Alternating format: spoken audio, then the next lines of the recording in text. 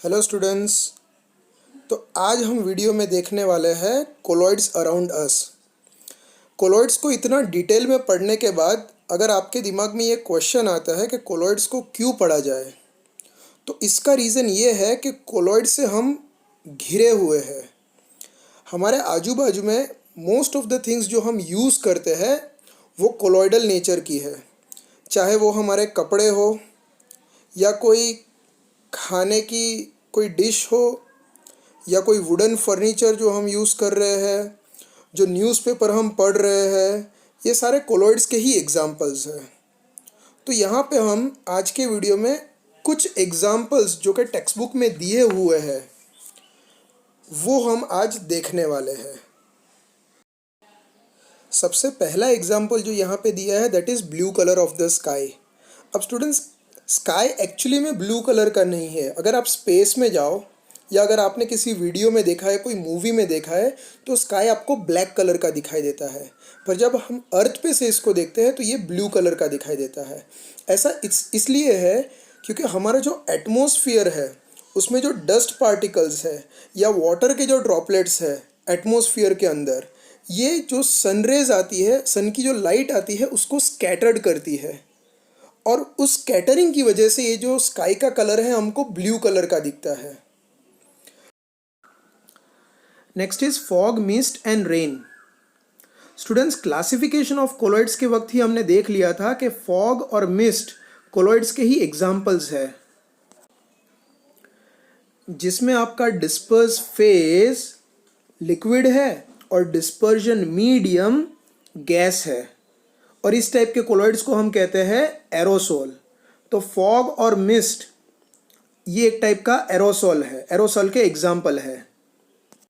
तो होता कुछ ऐसा है, जब हम एयर को कूल करते हैं बिलो इट्स ड्यू पॉइंट, तो एयर में जो मॉइस्चर होते हैं वो डस्ट पार्टिकल्स के ऊपर कंडेंस हो जाते हैं, और क्योंकि ये डस्ट पार्टिकल कोलॉइडल नेचर के होते हैं तो ये एयर में फ्लोट करते रहते हैं।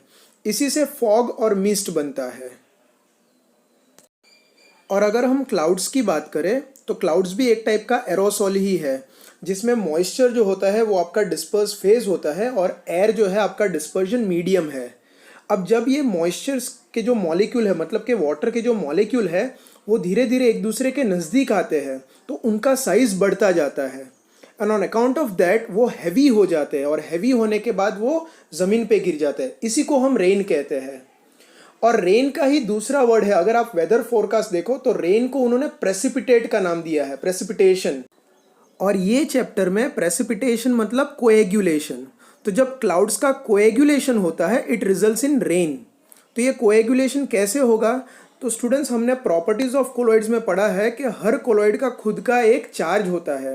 तो क्लाउड्स का भी एक चार्ज होता होगा, या तो वो पॉजिटिव होगा या नेगेटिव होगा। तो जब दो ओपोजिटली चार्ज क्लाउड्स जब एक दूसरे के नज़दीक आते हैं तो उसकी वजह से ये जो लाइटनिंग होता है यही प्रेसिपिटेशन का कॉज है, मतलब कि रेनिंग का कॉज है। यही कॉन्सेप्ट को यूज़ करके हम आर्टिफिशियल रेन भी कर सकते हैं। आर्टिफिशियल रेन करने के लिए अगर हम एरोप्लेन की मदद से अगर क्लाउड्स के ऊपर इलेक्ट्रिफाइड सैंड थ्रो करें या हम कोई ओपोजिटली चार्ज सोल स्प्रे करें तो क्लाउड्स का कोएगुलेशन होगा and it will result in rain. इसको कहते हैं artificial rain. Next example is food articles. Students, food articles के बहुत सारे एग्जाम्पल्स हमने ऑलरेडी स्टडी कर लिए हैं। तो मिल्क, बटर, हलवा, आइसक्रीम, फ्रूट जूसेस, कर्ड, ये सारे कोलॉइड्स के ही एग्जाम्पल्स हैं। For example milk. मिल्क क्या है? एक टाइप का इमल्जन है जिसमें फैट वाटर में डिस्पर्स होता है। सिमिलरली अगर हम आइसक्रीम की बात करें तो आइसक्रीम में क्या होता है? आइस के छोटे छोटे क्रिस्टल्स क्रीम में डिस्पर्स होते हैं। तो आइसक्रीम भी एक टाइप का कोलॉइड ही है।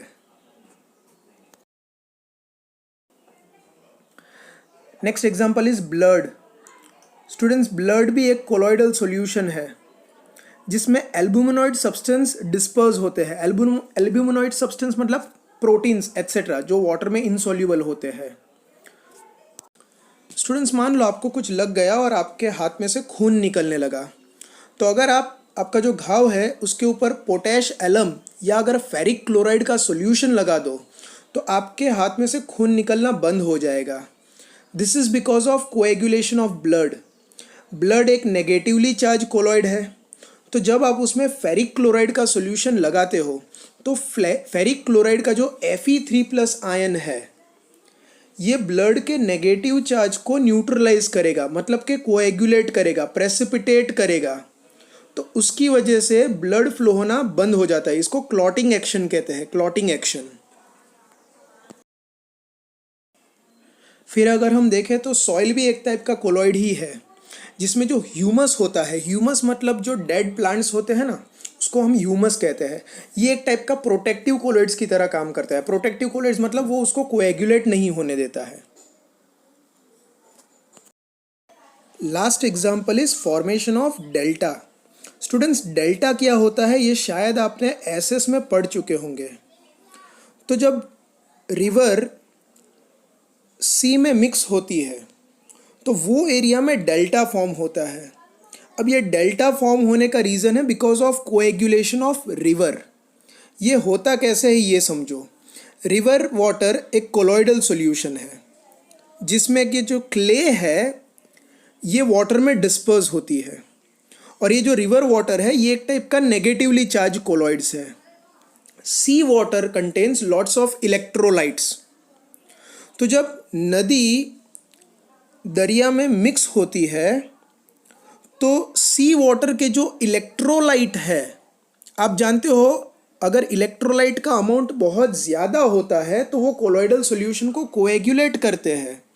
तो similarly when river water meets ocean या सी, तो सी के जो इलेक्ट्रोलाइट्स होते हैं ये रिवर वाटर को कोएगुलेट कर देते हैं, और इसी की वजह से डेल्टा फॉर्म होता है। ये जो लास्ट वाला एग्जाम्पल है इसको कई बार एग्जाम में पूछा गया है। What is the reason of formation of delta और why delta is form when river meets the ocean. तो आपको बस इतना लिखना है that it is because of coagulation of river water by electrolytes present in sea water. So that's it students. आज का ये बहुत छोटा सा वीडियो था। इसमें हमने कोलॉइड्स के जो एग्जाम्पल्स है जो हम हमारे एवरीडे लाइफ में देखते हैं वो आज हमने देखा। Thank you very much.